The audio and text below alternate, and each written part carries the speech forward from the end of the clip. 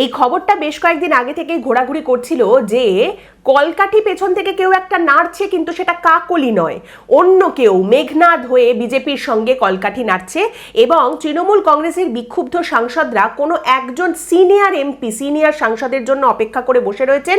তিনি এসে সই দিয়ে তিনি এই বিক্ষুব্ধ সাংসদদের মাথার ওপরে ছড়ি ঘুরিয়ে বসে নেতৃত্বটা দেবেন। কাকলি ঘোষ দস্তিদার নয়, এই বিক্ষুব্ধ তৃণমূল সাংসদদের ব্লকের নেতৃত্ব দেবেন সেই সিনিয়র সাংসদ। আজ সেই নামটা সবার সামনে চলে এসেছে। তিনি হচ্ছেন আর কেউ নন, মমতা বন্দ্যোপাধ্যায়ের অন্যতম নয়নমণি, নয়নাপতি সুদীপ বন্দ্যোপাধ্যায়। এবং এই নামটা সামনে আসার পর একদিকে যেমন কাকলি হাসছে, তেমনি আরেকদিকে কুণালও হাসছে, কারণ এই হিসাবটা অনেক পুরনো। মমতা বন্দ্যোপাধ্যায়ের এখনো আরো অনেক খারাপ দিন দেখার বাকি রয়েছে, এবং তার জন্য দোষী আইপ্যাক বা অভিষেক বন্দ্যোপাধ্যায় নয়, তিনি নিজে। এখনো অবধি তিনি যেটা দেখছেন সেটা ট্রেলার, আরো খারাপ দিন দেখার বাকি রয়েছে। এবং এটা কোনো রাজনৈতিক প্রতিহিংসা জিঘাংসার আখ্যান নয়, কোনো অনেক দিন ধরে পুঞ্জীভূত হতে থাকা ক্ষোভের উদ্গীরণ নয়, এটা পিওর অ্যান্ড সিম্পল ম্যাথস। নমস্কার, আমি পৌলমী। এবং জানেন তো, কিছু কিছু কথা আছে যেগুলো একবার মানুষজন বলে ফেলেন, তারপর সেই কথাগুলো অনেক বছর বাদে হলেও বুমেরাং হয়ে তাদের কাছে ফিরে আসে। আর যখন দেখছিলাম সুদীপ বন্দ্যোপাধ্যায় তিনি বিক্ষুব্ধ ভালো তৃণমূল শতাব্দী রায়ের হাত ধরে দিল্লিতে গেছেন, বিজেপির শীর্ষ নেতৃত্বের সঙ্গে বৈঠক করছেন, এবং সম্ভাবনা প্রবল যে তিনি এই বিক্ষুব্ধ তৃণমূলের সঙ্গে মিশে যাবেন, এবং এই বিক্ষুব্ধ তৃণমূল ব্লক যারা বিজেপির পাশে বসছে তাদের নেতৃত্ব এই সুদীপ বন্দ্যোপাধ্যায়ই দেবেন, কাকলি ঘোষ দস্তিদার নয়।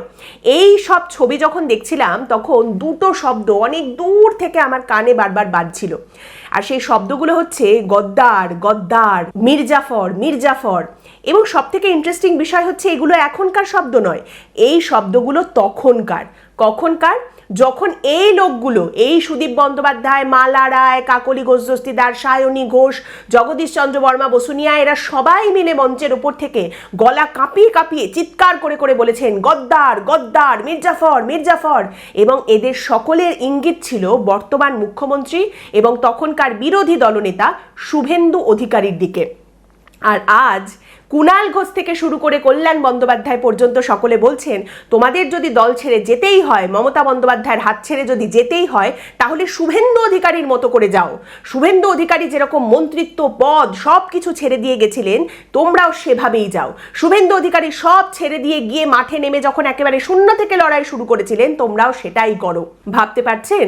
এই লোকগুলো, এই ঋতব্রত বন্দ্যোপাধ্যায় থেকে শুরু করে সায়নী ঘোষ, জগদীশ চন্দ্র বর্মা বসুনিয়া, শতাব্দী রায়, সুদীপ বন্দ্যোপাধ্যায়, মালা রায়, কাকলি ঘোষ দস্তিদার চিৎকার করে করে যাকে মির্জাফর, গদ্দার বলতেন, এই লোকগুলোর আসলে মাথার উপরে জাস্ট একটা ছবি দরকার হয়। সেটা মমতার হোক বা মোদির হোক, তাতে তাদের কিচ্ছু যায় আসে না, কারণ তারা তো নিজেদের ঘুঘুর ভাষাগুলো যাতে ভেঙে না যায় সেই ভয়ে দল বদল করেছেন, অবস্থান বদল করেছেন। এবং আজ পশ্চিমবঙ্গে এটাও দেখা যাচ্ছে মির্জাফর এখন সততার প্রতীক হয়েছেন তার সব থেকে কট্টর বিরোধীদের চোখে।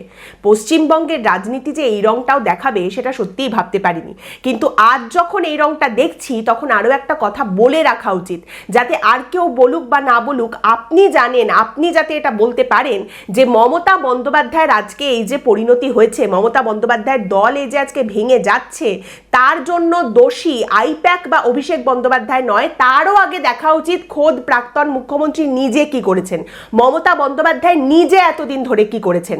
এই মূল্যায়ন যদি আপনি না করেন, তাহলে কিন্তু আপনি আবারও সেই ফাঁদে পা দেবেন যে ফাঁদে পা দিয়ে 2011 থেকে 2026 পর্যন্ত নানা রকম রঙ্গতামাশা দেখিয়ে বলা হয়েছে, আরে না না, দিদি খুব ভালো, দিদি তো খুব ভালো, দিদি খুব সৎ, দিদির নিচে যে লোকগুলো রয়েছে তারা খারাপ, দিদি জানতে পারেননি এদের কথা, জানলে তো দিদি নিশ্চয়ই কিছু একটা করতেন, দিদি কচু করতেন আর দিদি কচু করেছেন।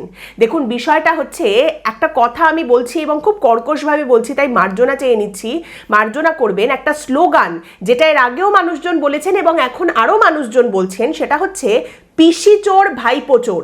এখানে অর্ডারটা কিন্তু খুব গুরুত্বপূর্ণ, ভাইপো চোর পিসি চোর নয়, আগে পিসি তারপর ভাইপো, কারণ পিসির পাপেরাই এখানে নেতৃত্ব দিচ্ছে।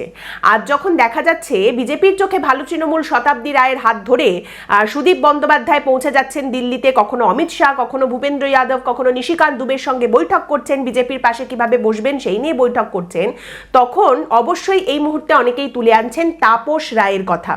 তাপস রায় এই মুহূর্তে শুধুমাত্র শুধুমাত্র পশ্চিমবঙ্গের বিধায়ক তাই নয়, নবনির্বাচিত বিজেপির সরকারের অত্যন্ত গুরুত্বপূর্ণ মন্ত্রী।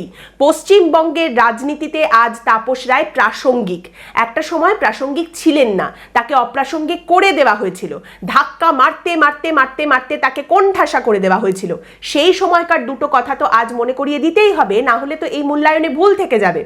সময়টা 2022 এবং সেই সময় তৃণমূলের মধ্যে থাকা তাপস রায় এবং সুদীপ বন্দ্যোপাধ্যায়ের সংঘাত একেবারে তুঙ্গে। কুণাল ঘোষ মাঝখান থেকে ব্রোকারেজ করার চেষ্টা করেছিলেন, কিন্তু সেই সময় যখন তৃণমূল কংগ্রেসের বিধায়ক তাপস রায় তৃণমূল কংগ্রেসের সাংসদ সুদীপ বন্দ্যোপাধ্যায়ের বিরুদ্ধে মুখ খুলেছেন, সেই সময় সুদীপ বন্দ্যোপাধ্যায় এই প্রসঙ্গে বলেছিলেন, তাপস, আরে ওই যে একটা কথা আছে না, হাতি চলে বাজার, তারপরে কি যেন একটা, ব্যাস নো কমেন্টস, এই নিয়ে আর কিছু বলবো না। আর এর উত্তরে তাপস রায় বলেছিলেন, আমরা হচ্ছি দলের ডোবারম্যান, গ্রে হাউন্ড, গ্রেট ডেন, আমরা সতর্ক করি, শত্রু দেখলে তেড়ে যাই।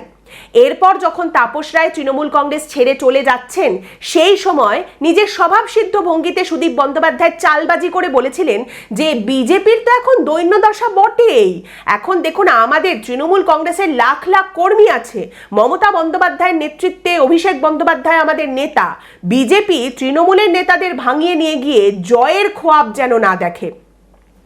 আমি যতদিন এই পশ্চিমবঙ্গের রাজনীতি নিয়ে কাজ করছি, তৃণমূল কংগ্রেসের কোনো শীর্ষ মাঝারি নেতা আমার জানা নেই যে তৃণমূল কালেও সুদীপ বন্দ্যোপাধ্যায়কে পছন্দ করতেন।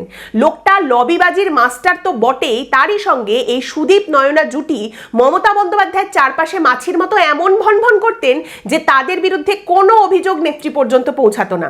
সুদীপ বন্দ্যোপাধ্যায় তাপস রায়কে কোণঠাসা করতে করতে, কাঠি করতে করতে দল ছেড়ে দিতে বাধ্য করেন, কিন্তু তারপরেও মমতা বন্দ্যোপাধ্যায় তখন সুদীপ বন্দ্যোপাধ্যায় সম্পর্কে কতটা অন্ধ ছিলেন সেটা বোঝা যায় সেই সময়কার আনন্দবাজারের একটি প্রতিবেদন থেকে, যেখানে লেখা হচ্ছে, ভবানীপুরে বিজয় সম্মেলনের অনুষ্ঠানে বক্তা হিসেবে উপস্থিত রয়েছেন সুদীপ বন্দ্যোপাধ্যায়। তার স্ত্রী নয়নাকে দেখা গেল মমতা বন্দ্যোপাধ্যায়ের একেবারে কাছে কাছে। মমতা বন্দ্যোপাধ্যায় নয়নার মাথায় পিঠে হাত বুলিয়ে প্রকাশ্যে স্নেহ দেখালেন, এবং সেটা দেখার পর তৃণমূল কংগ্রেসের একজন নেতা বললেন, দিদি মুখে কিছু বলেননি ঠিকই, কিন্তু ভাবভঙ্গিতে সবটাই স্পষ্ট, যার যা বোঝার সে ঠিকই পুরোটা বুঝে নেবে। ব্যাংক অফ ইন্ডিয়ার মোড়ে 2024-এর লোকসভা নির্বাচন, যেখানে সুদীপ বন্দ্যোপাধ্যায় তৃণমূলের প্রার্থী এবং তার বিরুদ্ধে দাঁড়িয়েছেন বিজেপির তাপস রায়, সেই প্রচারে গিয়ে মমতা বন্দ্যোপাধ্যায় মঞ্চের ওপর থেকে বলছেন যে দেখুন আপনারা সবাই বেরিয়ে এসে ভোট দেবেন, বৃষ্টি হলেও ভোট দেবেন, ভয় দেখালেও ভোট দেবেন, আপনারা সবাই মিলে সুদীপ বন্দ্যোপাধ্যায়কে বলুন যে সুদীপ দা আপনি চিন্তা করছেন কেন, কিছু তো লোক থাকেই, তারা তো কিছু বলবেই, যার যা ইচ্ছে বলুক, আপনার যা ইচ্ছা আপনি করুন, তবেই দেখবেন ঈশ্বর আল্লাহ তেরো নাম সবকো সুমতি দে ভগবান। এবার একটা মজার কথা বলি, 2024-এর লোকসভা নির্বাচনে সুদীপ বন্দ্যোপাধ্যায়কে কলকাতা উত্তরের মতো তৃণমূল কংগ্রেসের শক্ত ঘাঁটিতে জেতাতে মমতা বন্দ্যোপাধ্যায়ের ঘাম ছুটে গিয়েছিল। বিজেপির তাপস রায়ের বিরুদ্ধে সুদীপ বন্দ্যোপাধ্যায় জিতেছিলেন ঠিকই, কিন্তু মার্জিন তার অনেক কমে গিয়েছিল, এবং সব থেকে বড় কথা সেই নির্বাচনে নিজের বুথে তাপস রায়ের কাছে হেরে গিয়েছিলেন সুদীপ বন্দ্যোপাধ্যায়। 2024-এ সুদীপ বন্দ্যোপাধ্যায় আদৌ টিকিট পাবেন কিনা সেই নিয়ে একটা বিতর্ক তৈরি হয়েছিল। দলের মধ্যে থেকে প্রচুর মানুষ এই কথা বলেছিলেন যে সুদীপ বন্দ্যোপাধ্যায়কে যেন টিকিট না দেওয়া হয়। মমতা বন্দ্যোপাধ্যায় শোনেননি। এবারের বিধানসভা নির্বাচনে নয়না বন্দ্যোপাধ্যায় যাতে টিকিট না পান সেই নিয়েও দাবি উঠেছিল, মমতা বন্দ্যোপাধ্যায় সেসব কথা কানেই নেননি। এমনকি একথাও তিনি শোনেননি যে সুদীপ বন্দ্যোপাধ্যায় বেরোলে তো একা বেরোবেন না, একটা সাংসদ একটা বিধায়ক পদ নিয়ে বেরোবেন। আজ যেটা হচ্ছে সেই দুটো একেবারে দুটোই মমতা বন্দ্যোপাধ্যায় নিজের দান। সুদীপ বন্দ্যোপাধ্যায় বলেছিলেন না হাতি চলে বাজার, তারপর কি একটা কথা আছে জানো, সেরকমই আজ মমতা বন্দ্যোপাধ্যায়কে বলতে হয়, মমতা বন্দ্যোপাধ্যায় ভগবানের মার, তারপরে কি একটা কথা আছে জানো। এই যে বেইমানির নিদর্শন দেখতে পাওয়া যাচ্ছে, দেখুন রাজনীতিতে অনেক বড় বড় বেইমানির নিদর্শন আছে, কিন্তু সব থেকে মনে রাখার মতো নিদর্শনগুলো মনে হয় পশ্চিমবঙ্গই রেখে যাবে। আর একটা কথা এখানে বলতেই হবে, না বললেই নয়, আর সেটা হচ্ছে লোভ। ভাই রে ভাই কি লোভ! একটা মানুষ 80 ছুঁই ছুঁই বয়স, তার 80 বছর ছুঁতে চলেছেন, তবু তার লোভ এক চুলও কমেনি, পরচুলা পড়ার পরেও লোভ কমেনি। দেখুন, আজ তৃণমূল কংগ্রেসের দেওয়ালে কেউ যদি লিখে দিয়ে আসে যে এখানে যত্ন করে বেইমান বানানো হয়, তাহলে একেবারে ভুল লেখা হবে না। এটাই মমতা বন্দ্যোপাধ্যায়ের ইতিহাস। তিনি বেইমানি করেছেন, বারবার করেছেন, আজ তার সঙ্গে হচ্ছে, বারবার হচ্ছে।